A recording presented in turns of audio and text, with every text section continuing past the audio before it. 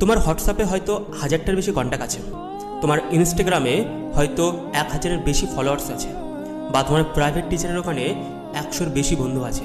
তবুও যখন তুমি পড়তে যাও তখন নিজেকে একাকিত্ব মনে হয়। বেশ কিছুক্ষণ পড়ার পরে তুমি মনে করো নিজেকে একা। এটা কেন হয়? এর পিছনে সাইকোলজি কী আছে?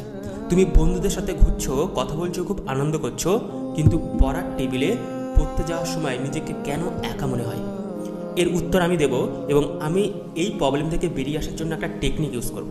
তাই তুমি যদি এই প্রবলেমে থাকো তাহলে সম্পূর্ণ ভিডিওটি দেখো। আসলে এই প্রবলেমটা কোনো ডিপ্রেশন, এনজাইটি বা স্ট্রেস নয়। সাইকোলজিতে বলে এটা হলো পারফরমেন্স মাস্ক। আমরা দুটো এনার্জি বা দুটো ইমোশন ব্যবহার করি। যখন তুমি বন্ধুদের সাথে আছো তখন ভালো ভালো জিনিস কথা বলছো, ভালো ইমোশন শেয়ার করছো, আনন্দ, উৎসাহ, রেজাল্ট।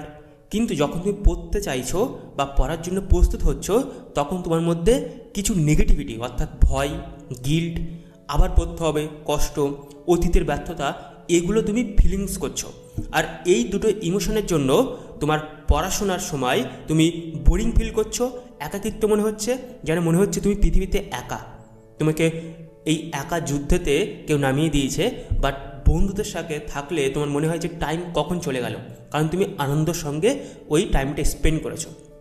এখন প্রশ্ন হচ্ছে এই প্রবলেম থেকে কী করে বেরিয়ে আসবে? একটা স্পেশাল টেকনিক দেবো।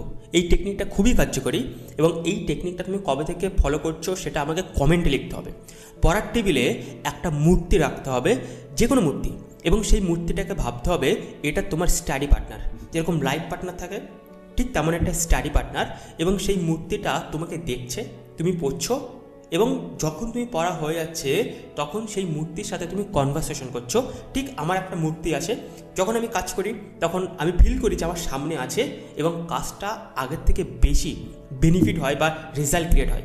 তুমি এটা কবে থেকে ফলো করছো, এবং এই প্রবলেমটা 10% সলভ হবে, কিন্তু এখনও 90% প্রবলেম থাকবে। কেন? কারণ এটা তোমার প্যাটার্নের সমস্যা, প্যাটার্নকে ব্রেক করতে হবে। একজন মেন্টর বা ট্রেনার এই প্রবলেমটা সলভ করতে পারে। যদি তোমার এরম প্রবলেম হয় যে তুমি পড়তে পড়তে বোরিং ফিল করছো, একাকিত্ব ফিল করছো, ভয় লাগছে ভবিষ্যৎ নিয়ে, অতীত নিয়ে, তাহলে এই প্রবলেমটা ইমিডিয়েটলি সলভ করতে হবে। আদারওয়াইজ তুমি কখনো টপার হয়ে উঠতে পারবে না। এই প্রবলেমটা সলভ করার জন্য আমার সাথে একটা কনসাল্ট করতে পারো। আমি যেখানে বসে তোমার প্রবলেমটা শুনবো, সায়েন্টিফিকভাবে তোমার সলিউশন করব। যদি আমার সাথে অন টাইম কোচিং কল নিতে চাও এবং তুমি তোমার প্রবলেমটা সলভ করতে চাও, তাহলে কমেন্টে লিখতে হবে। Have a great day. দেখা হচ্ছে নতুন দিন, নতুন একটা ভিডিওতে। টাটা।